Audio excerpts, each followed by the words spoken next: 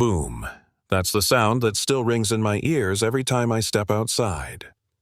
The night my hollow firewood exploded, the night HOA President Brenda Hartwell got caught red-handed stealing from me for the 4th time.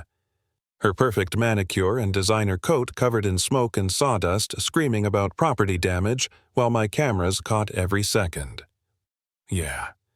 That was the night everything changed in Pinehurst Estates. I'm Marcus Donovan, 52 years old, retired Army Corps of Engineers, 23 years defusing bombs in deserts most people can't pronounce.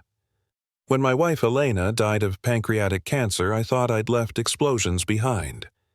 I bought a quiet corner lot in Colorado to build her dream garden and my workshop a place to breathe again. The smell of pine, the sound of the planer, it was my therapy. Pinehurst Estates looked peaceful at first, 47 homes, good folks, and HOA that actually seemed reasonable. Don't paint your house neon green, don't park a junk car in the yard, simple stuff. Then Brenda got elected president, and reasonable packed up and left town. Brenda was 48 real estate agent surgically maintained to look 10 years younger. Drove a white Mercedes GLS that gleamed brighter than the Colorado snow. Always in white suits and perfume that cost more than my groceries. She treated HOA power like a Royal Crown clipboard in one hand, phone in the other, ready to educate her subjects on compliance. The trouble started when I ordered 6 cords of seasoned oak, $1,800 worth. I stacked them, perfectly measured setbacks, followed every HOA rule. That wood wasn't for show, it kept my workshop warm through winter. Elena used to say the crackle of the fire sounded like laughter in another language. A week later, 2 full cords vanished overnight. Gone. The rest of the pile rearranged neatly like someone tried to hide the gaps. Fresh tire tracks in my gravel driveway, same tread as Brenda's Mercedes. Then came the letter official HOA citation. Excessive firewood storage creates a visual blight and fire hazard. Must reduce to 1 cord within 10 days. Signed, of course, by Madam President herself. I measured. On my corner lot, her 20-foot from all property lines rule meant I had maybe enough space for a doghouse, not a firewood stack. It was mathematically impossible, and intentionally designed that way. She'd stolen my wood, then fined me for what was left. Police said it was a civil matter. My lawyer said to prepare for a marathon. I sat in that empty workshop staring at the gaps where the wood used to be, tasting metal on my tongue, that familiar flavor of helpless anger. That night, I almost quit. Thought maybe Brenda was right. Maybe I didn't belong here. Maybe a grieving vet shouldn't have moved into a place built for lawn chair tyrants. Then I looked at Elena's half-finished rocking chair, still smelling faintly of her vanilla perfume, and remembered her voice. You're most dangerous when people think you're harmless. So I smiled, turned on the lights, and started planning. The next morning, I printed stills from my security footage, Brenda's face clear as daylight, loading my firewood into her SUV.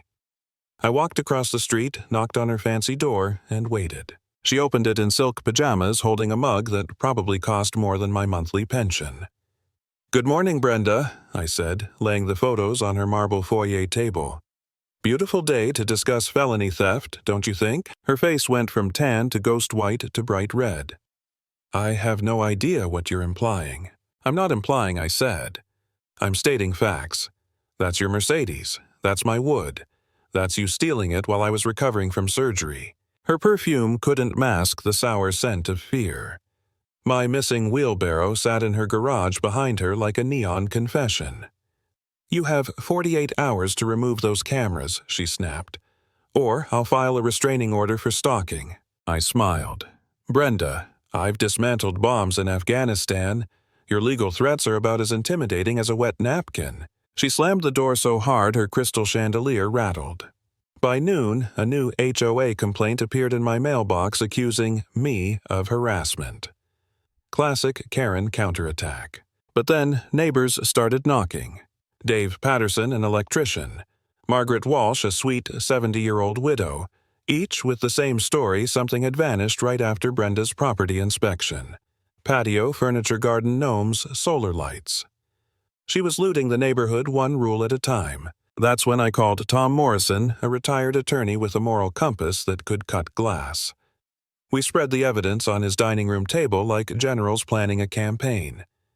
"She's not enforcing regulations," Tom said. "She's weaponizing them."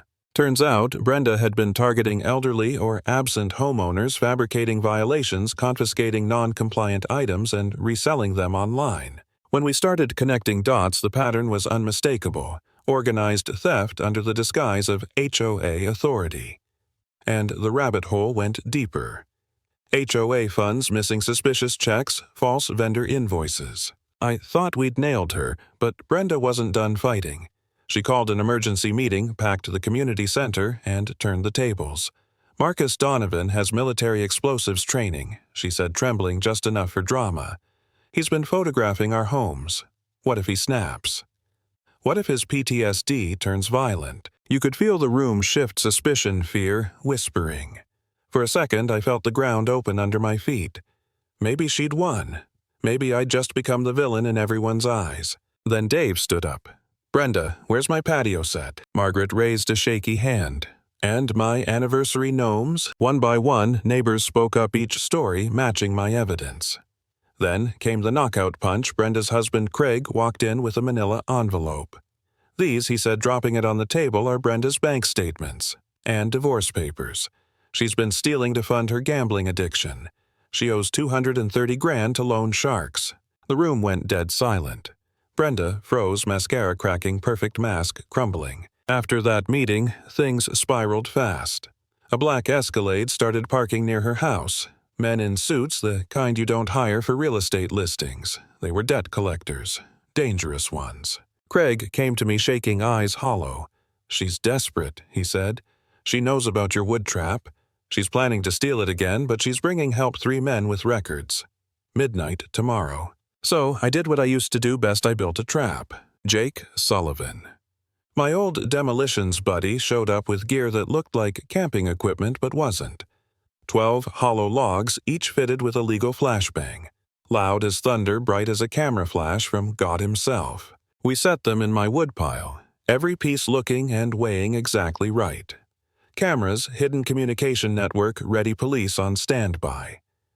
I told the neighborhood I was heading to Denver for surgery. In reality, I was in Dave's upstairs window with night vision binoculars and a cooler full of Elena's frozen casseroles. At 11:47 p.m., the Mercedes rolled up, followed by a black SUV. 4 figures moved through the darkness: Brenda and her backup. She looked like she hadn't slept in weeks, shaking, but determined. "Take the oak first," she whispered. "We need the good stuff." One of the men knelt, tapped a log. "This one sounds hollow." My pulse spiked. If he figured it out, we were done. "I don't care if it sings hymns," Brenda hissed. "Load it. My payment's due in 16 hours, or we're all dead." Desperation overrode caution. The man lifted the hollow log, and the red sensor blinked. I hit the trigger. The explosion shattered the night. A flash of white light, a crack like thunder. Brenda screamed, stumbled backward, her designer coat catching soot. Lights flicked on up and down the street, doors opening, people shouting. "Call 911, someone yelled. Within minutes, 3 police cruisers screamed into Pinterest Estates, red and blue, flashing off every house. Brenda sat dazed in my backyard, surrounded by smoke and debris, still clutching a half-burned log like evidence of her own stupidity. Officer Martinez aimed his flashlight. "Ma'am, step away from the whatever that is." That's when I walked out, calm as a Sunday stroll. "Evening, officer," I said, handing him a thick folder. "I believe our HOA president just triggered my theft detection system." Neighbors gathered, 40 of them in pajamas, bathrobes, slippers. I spread the photos across the hood of the patrol car: Brenda stealing my wood, her Facebook listings, her bank statements, her fake invoices. Every piece of her empire laid bare under the flashing lights. Craig showed up last, holding that same manila envelope. "Officers," he said quietly, "my wife owes $230,000 to organized crime. She's been stealing from all of us to pay them." The crowd went silent. Then Margaret stepped forward, holding one of her rescued gnomes. "She stole from widows," she said, and called us unneighborly. The anger that rose from that group was almost physical. People started naming what she'd taken, what she'd sold. Dave pointed at her. She turned our community into her pawn shop. Brenda didn't say a word. Just sat there, trembling mascara streaked down her face, eyes hollow. The woman who once ruled this neighborhood with fines and threats now looked like a broken porcelain doll. Officer Martinez looked at me, half grinning. "Mr. Donovan, that's the most creative citizen's arrest I've ever seen." I shrugged. Sometimes you've got to make the truth loud enough no one can ignore it. They cuffed Brenda and led her away while neighbors watched in stunned silence. And that was it, the night our HOA dictator's empire literally blew up in her face. Sometimes justice doesn't come from courtrooms or committees. Sometimes it comes from a hollow log, a flash of light, and the courage to fight back when everyone else is too scared to.